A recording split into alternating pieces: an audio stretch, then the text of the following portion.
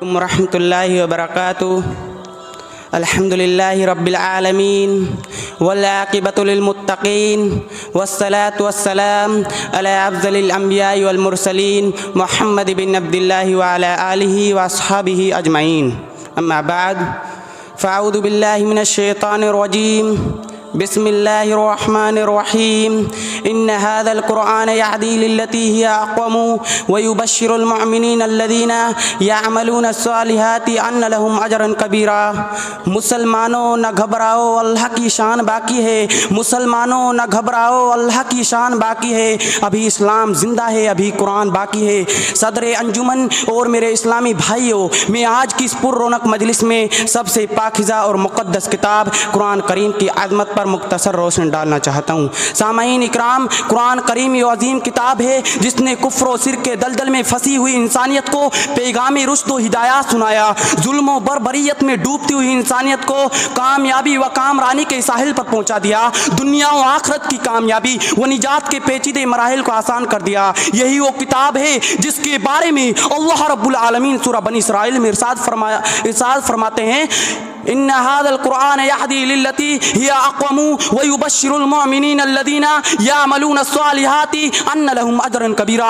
یقیناً یہ قرآن وہ راستہ دکھاتا ہے جو بہت ہی سیدھا ہے، اور ایمان والوں کو جو نیک اعمال کرتے ہیں اس بات کی خوشخبری دیتا ہے کہ ان کے لیے بہت بڑا اجر ہے۔ یقیناً قرآن کریم سر چشمہ رشد و ہدایات ہے، خزینہ رحمت و برکت ہے، ذخیرہ حکمت و موعظت ہے، باعث نجات و فلاح ہے، اور حق باطل کے درمیان فرق کرنے والا ہے۔ اسی قرآن کریم نے انسانوں کو نفرت و عداوت، جنگ و جدال، اختلاف و انتصار کے دلدل سے نکال کر ایمان و اسلام کی احساس و بنیاد پر متحد و متفق کر دیا۔ اسی قرآن کریم نے انسانوں کو شقاوت و بدبختی اور ہدایت و شرافت کی بلند چوٹیوں پر پہنچا دیا جس کی نظیر کسی بھی مذہب و ملت میں نہیں مل سکتی۔ آج تک وہ اپنے حروف و الفاظ، معنی، مفاہیم کے ساتھ پوری دنیا میں الف سے لے کر یا تک محفوظ و مامون ہے، چونکہ اس کی حفاظت کی ذمہ داری خود خالق کے کائنات نے لے لیا ہے، جیسا کہ خود اللہ رب العالمین کا ارشاد ہے، انا نحن نزلنا الذکر وانا لہ لحافظون۔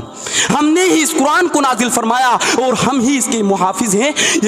محترم حضرات، یہی وہ قرآن ہے جس ذات نے اسے نازل کیا، وہ کائنات علم کو وجود بخشنے والا ہے، اور جس ذات پر نازل ہوا وہ افضل الانبیاء، افضل البشر محمد صلی اللہ علیہ وسلم کی ذات گرامی ہے، اور جس کے ذریعے نازل ہوا وہ افضل الملائک جبرائیل علیہ السلام کی ذات ہے، اور جس مقام پر نازل ہوا وہ افضل الامکنہ بلد امین مکہ مکرمہ اور مدینہ منورہ ہے، جس کی جانب اشارے کرتے ہوئے رب کریم نے فرمایا، شہر رمضان الذی انزل فیہ القرآن، ماہ رمضان وہ ہے جس میں قرآن شریف نازل کیا گیا۔ یہی وہ قرآن ہے جس کو پڑھنے اور پڑھانے والے لوگوں کو سب سے افضل کہا گیا ہے، جیسا کہ عثمان غنی رضی اللہ عنہ سے روایت ہے کہ رسول اللہ صلی اللہ علیہ وسلم فرماتے ہیں، خیرکم من تعلم القرآن وعلمہ، تم میں سے بہترین شخص وہ ہے جو قرآن کو سیکھے اور سکھائے۔ یہی وہ قرآن ہے جس کو پڑھنے، جس میں ہر خیر و شر، ہر حلال و حرام، ہر اچھے برے کی تفصیل و تعجیب موجود ہے، جیسا کہ اللہ تعالیٰ فرماتا ہے، وَنَزِّلْنَا عَلَيْكَ الْكِتَابَ تِبْيَانًا لِكُلِّ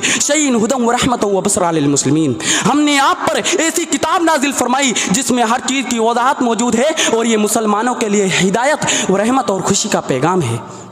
سامعین اکرام، سوچئے اور ذرا اندازہ لگائیے ان تمام خوبیوں اور عظمتوں کے ہوتے ہوئے قرآن مقدس سر چشمہ رشد و ہدایت کیوں نہ ہوگا، باعث نجات و فلاح کیوں نہ ہوگا، لیکن آج ہم میں ہر خاص و عام اس کتاب عظیم قرآن کریم سے دور نظر آ رہے ہیں، اپنی اولاد کو دنیاوی تعلیم بڑھ چڑھ کر دلا رہا ہے، لیکن قرآنی تعلیمات کا ذرا بھی احساس نہیں ہے کہ یہ مسلمان ہے۔ کسی شاعر نے کیا خوب کہا ہے، اے مسلمان کیا تو مسلمان ہے، دین تجھ میں نہیں نہ ایمان ہے۔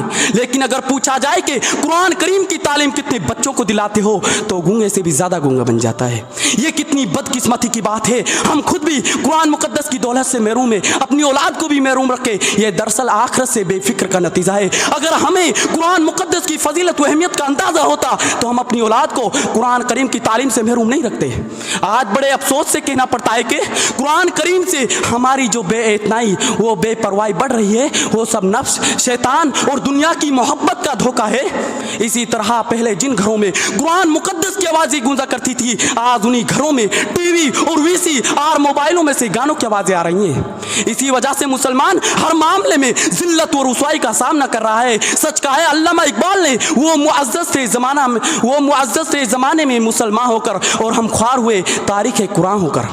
برادران قوم ملت، آئیے ہم عہد کرتے ہیں کہ آج کے بعد قرآن کریم کی تعلیم سے کسی طرح کی غفلت اور سستی نہیں برتیں گے۔ اپنے گھروں، اپنے بچوں اور اپنی اولاد کو، اپنے ماتحتوں کو قرآنی تعلیمات سے روشناس کرائیں گے، اپنے گھروں میں تلاوت قرآن اور نور قرآن پھیلائیں گے۔ آئیے عزم کیجیے کہ انشاءاللہ مرتے دم تک قرآن کو سینے سے لگائے رکھیں گے۔ آخر میں اللہ رب العالمین سے دعا ہے کہ اللہ رب العالمین مسلمان بھائیوں کو قرآن پڑھنے اور اس کو پڑھانے، اس پر عمل کرنے کی توفیق عطا فرمائے۔ وآخر دعوانا ان الحمدللہ رب العالمین۔ السلام علیکم ورحمۃ اللہ وبرکاتہ۔